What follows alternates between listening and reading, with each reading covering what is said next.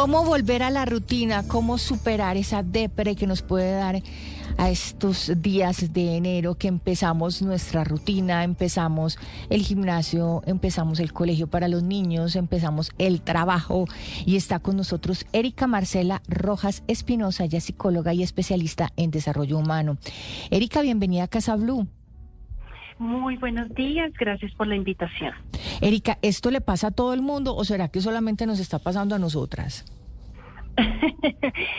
Le pasa a mucha gente. De hecho, me sorprendió recientemente el día lunes y estábamos viendo noticias y dicen cómo superar la situación del 15 de enero, que es el día más triste del año. Y yo, ¿dice más triste del año? Me devolví a mirar, ¿cómo? ¿Qué? Y decían que era porque la gente el 15 volvía como ya a la rutina y como que ya se acababan las ferias, fiestas, eventos y ya la persona entraba en ese momento, y decían que mucha gente la percibía de esa manera. Entonces me sorprendió un montón y me hizo reflexionar de cómo estamos viviendo nuestra vida, en donde sentimos que solamente somos felices cuando estamos en vacaciones y nos desconectamos, pero el resto del año estamos infelices, y cuando volvemos a la rutina nos ponemos muy tristes o nos ponemos malhumorados o nos enfermamos. Mucha gente se enfermó en esta época. Entonces creo que sí está siendo un fenómeno de muchísimas personas.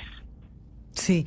Erika, la depresión a mí me parece una enfermedad complicada, y hace poco se celebró el Día de la Depresión, porque es una enfermedad que yo llamo silenciosa, y muchas veces cuando uno tiene hijos adolescentes o grandes que no se levantan de la cama, que no quieren ir al colegio, que no quieren ir a la universidad, uno dice, qué pereza, usted lo que tiene es pereza, y no, realmente lo que tienen es depresión. Y súmele eso a lo que usted dice, se acaban ferias y fiestas y empieza la responsabilidad y la rutina, y la gente empieza a sentirse con esos estados de ánimo bajitos. ¿Cómo hace uno para identificar que la persona realmente está sufriendo un tema de depresión?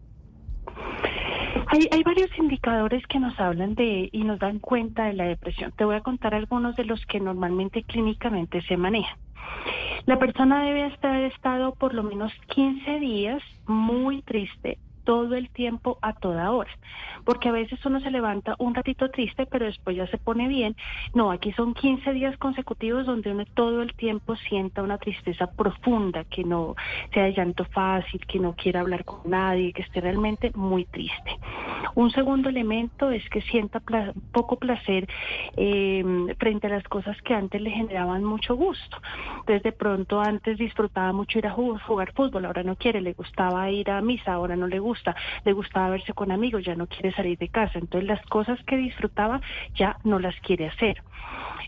No puede celebrar sus logros. Entonces tiene algún logro importante y es como, yo he tenido pacientes que, no sé, nace su hijo y tienen el hijo en brazos y ni siquiera logran sentir alegría en ese momento porque están atravesando una depresión.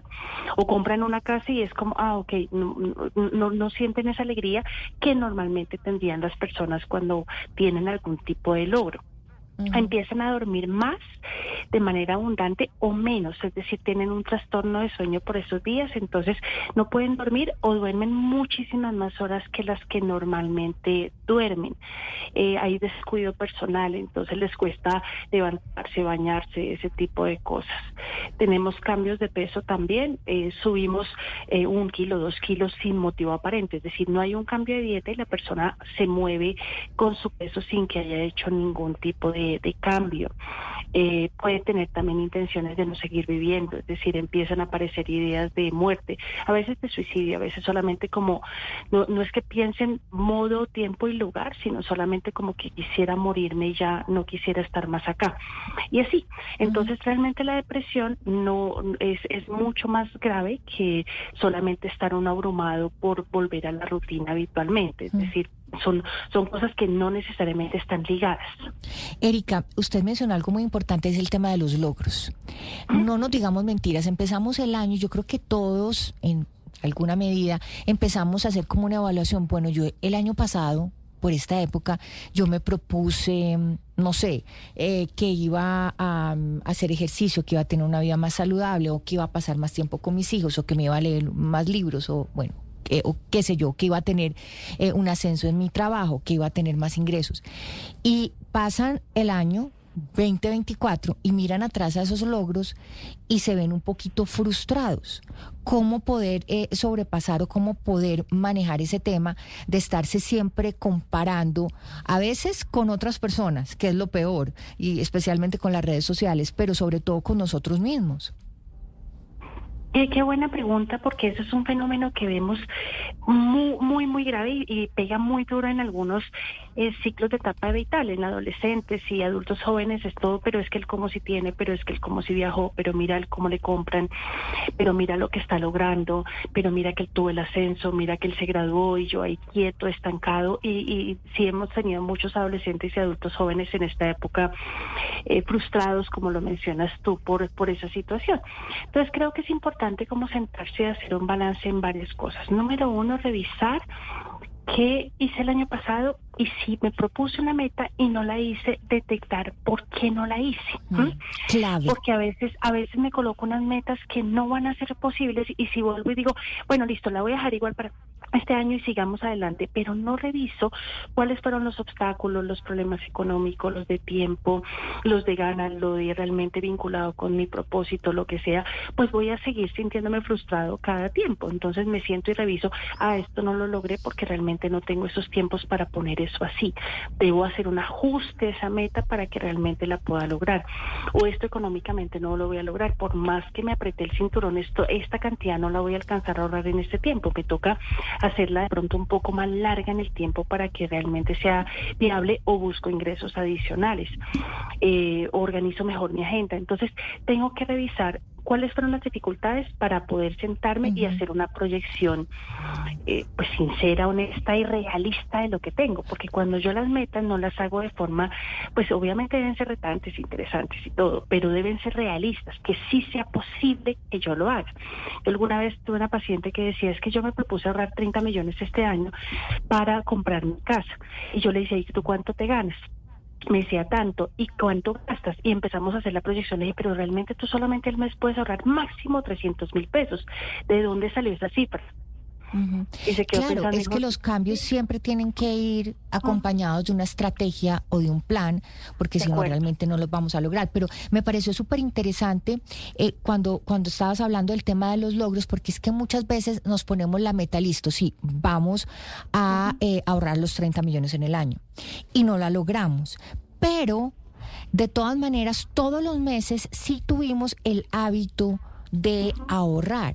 Entonces, yo creo que si nos enfocamos en darnos una palmadita de felicitaciones, sí, porque sí tuvimos el hábito, evaluamos y premiamos el hábito, yo creo que es mucho más fácil de modificarlo para poder lograr la meta, y no simplemente evaluarnos por las cifras, por los logros. No es que yo no adelgacé los 10 kilos, no es que yo no fui todos los días al gimnasio, yo es que no pude ahorrar tanta plata, no pude lograr tal ascenso. Pero bueno, yo todos los meses hice lo que tenía que hacer para lograrlo.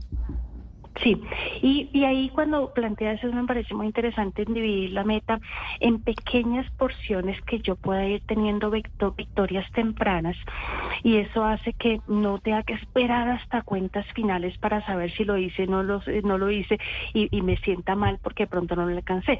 Es más fácil decir 1 kilo en tanto tiempo, tanta dinero más pequeñito en tanto, me voy a leer 3 paginitas diarias de cada libro, voy a hacer empezando el año 10 minuticos de ejercicio diario y una caminata vigorosa mientras que me voy acostumbrando. Y me gusta mucho cuando incorporas el concepto del hábito, porque de las cosas más complejas para que se establezcan metas es que se vuelvan un hábito. Porque cuando yo lo hago hoy con mucho ahínco y esfuerzo porque tengo mucha gasolina y quiero cambiar mi vida, pero mañana me da pereza, el fin de semana digo la otra semana y lo empiezo a aplazar, se vuelve complicado. Pero si yo coloco el hábito en pequeñas dosis diarias, en donde eso sí lo puedo hacer, porque tampoco es que me quite gran tiempo del día y sí lo voy a poder hacer, y lo voy sumando. Cuando miro al año, pues si todos los días me leí 3 paginitas de libro, es probable que yo ya me he leído, no sé, un par de libros al año y digo, uy, qué interesante. Sí. Esto fue algo muy positivo. Pero si yo digo, no, me voy a leer 12 libros al año y nunca he tenido el hábito de leer, pues es posible que me frustre aún más. Entonces, claramente si yo ya tengo el hábito y me queda como sobrando ganas y todavía puedo incorporar más, pues ya después no serán 10 minutos de ejercicio, sino 15, 20. Los especialistas dicen que debe ser cierto tiempo, pero si yo desde el comienzo empiezo de una vez con el tiempo ideal, es probable que yo no dé todavía, porque me parece muy grande para mí y me canse y me agote o no me quede el tiempo y me termine sintiendo muy mal porque me incumplí. Doctora Erika, como dice la canción, ya llegó el 20 de enero y mucha gente dice, no, yo ya no me puse las metas, yo ya estoy tarde, como lo hablábamos al comienzo de esta entrevista, y yo digo que nunca es demasiado tarde. Usted habla de dos cosas que me parecen importantes. Una, pues el ser realistas, y dos, las metas o propósitos a corto plazo. ¿Cómo hablarse uno a uno mismo y decir, venga, ni está tarde, ni es imposible de lograr, vamos a hacer paso a pasito para no empezar con esa frustración? Y más cuando en casa también hay hijos y uno pues aprende a través del ejemplo y ellos del ejemplo que uno le da a ellos. Yo creo que tenemos que aprender el concepto de vivir en gratitud en cada uno de los escenarios por las cosas que hacemos, todo. Entonces desayunamos hoy saludable y hacer la mención, desayuné de manera saludable y eso me hace sentir muy bien. Hoy alcancé a lograr tal cosa que quería y eso me parece interesantísimo. Oye, hijo, qué bien por esto que hiciste, me encantó cómo dejaste tu habitación, cómo has mejorado en eso, me parece muy interesante. Oye, estás teniendo un mejor aseo contigo y eso me parece algo valioso. Y la persona, al esperar más reconocimiento y al esperar con uno mismo y con los otros que eso ocurra, pues seguramente uno va a generar más conductas que puede utilizar.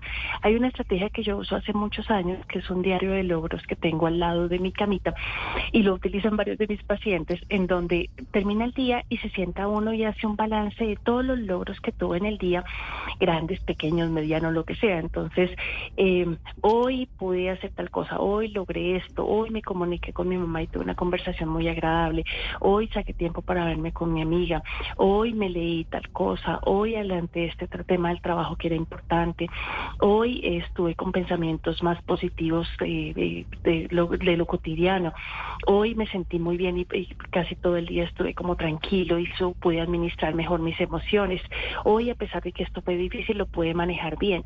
Entonces aprendemos a celebrar durante todo el día y nos acostamos con una sensación de benevolencia en nuestro cerebro, porque programamos nuestro cerebro con bienestar, con el logro, con la felicitación. Y si yo diariamente me estoy felicitando, es probable que yo quiera el otro día generar más de lo mismo que me generó satisfacción, porque las conductas que son premiadas por mí, por otros, por el contexto, por diferentes situaciones, así el halago, que es el refuerzo social, tienden a perpetuarse más en el tiempo que las que no reciben ningún tipo de celebración. Excelente, no he aprendido muchas cosas hoy. Voy a seguir felicitando a Anita. Hágale. Porque es que una vez se da tan duro. Yo insisto sí. que a veces nosotros mismos no hay nos peor tratamos. Juez que uno mismo, no hay peor juez que uno como mismo. nos hablamos a veces, o sea, de verdad que yo creo que no seríamos capaces de hablarle a nadie muchas veces como nos hablamos a nosotros mismos ahí adentro de esa cabecita. Pues doctora Erika Marcela Rojas, mil gracias por estar aquí en Casa Blue hablando de este tema. Yo quiero seguirla. Ah, sí, claro, claro. Ay, Anita, siquiera me recordaste. Doctora Erika, ¿cómo son sus redes? Me encuentras como ebullición como el fenómeno del agua y psico de psicología con P. Así nos encuentran en todas las redes sociales y ahí pues siempre publicamos videos, artículos, información, libros, mucha información y en todas las redes hay información distinta, entonces muy interesante que nos puedan seguir en todas. Ebullición psico. Ebullición. ¿Y cómo manejar la depresión en casa luego de volver a la rutina hoy que es 20 de enero?